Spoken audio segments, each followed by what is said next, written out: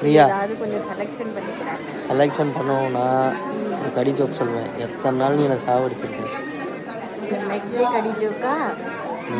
உனக்கு தான் கேட்கட்டா? கேளுங்க பாப்போம் என்ன கேட்குறீங்க. கட்ட முடியாத பட்டு இது.